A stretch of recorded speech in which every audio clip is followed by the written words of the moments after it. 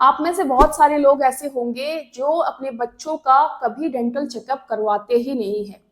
तो अगर आप ऐसा करते हैं तो प्लीज सावधान हो जाइए। क्योंकि जो बच्चे हैं छोटे, जो खास करके 1 से 6 साल तक के बच्चे हैं या फिर 12 साल तक के बच्चे हैं, उनके दांतों में क्या हो रहा होता है कि दांत हमारे आ रहे होते हैं।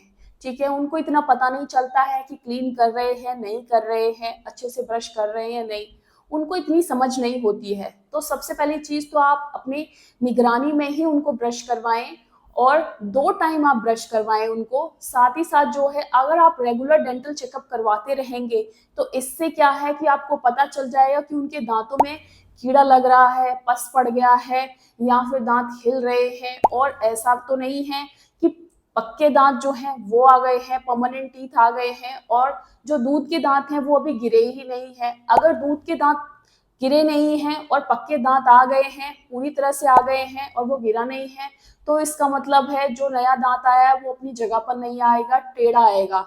तो अगर ऐसा ही रहा तो फिर सभी दांत जो हैं टेढ़े मेढ़े आते हैं, क्योंकि किसी एक कोई टुकड़ा फंसा रह जाता है तो दूध का दांत जो है वो गिर नहीं पाता। तो जिसकी वजह से क्या है, जो पक्के दांत आ रहे हैं वो अपनी जगह पर नहीं आते। और कभी कभी तो ऐसा होता है कि दूध के दांत जो है इतने ज्यादा सड़ जाते हैं, खोखले हो जाते हैं, और लोग सोचते हैं कि बच्चे हैं, ये तो दूध के दांत हैं, गिर ही जाएंगे और नए दांत आ ही जाएंगे, तो फिर क्या ट्रीटमेंट करवाना। ऐसा बिल्कुल भी नहीं है।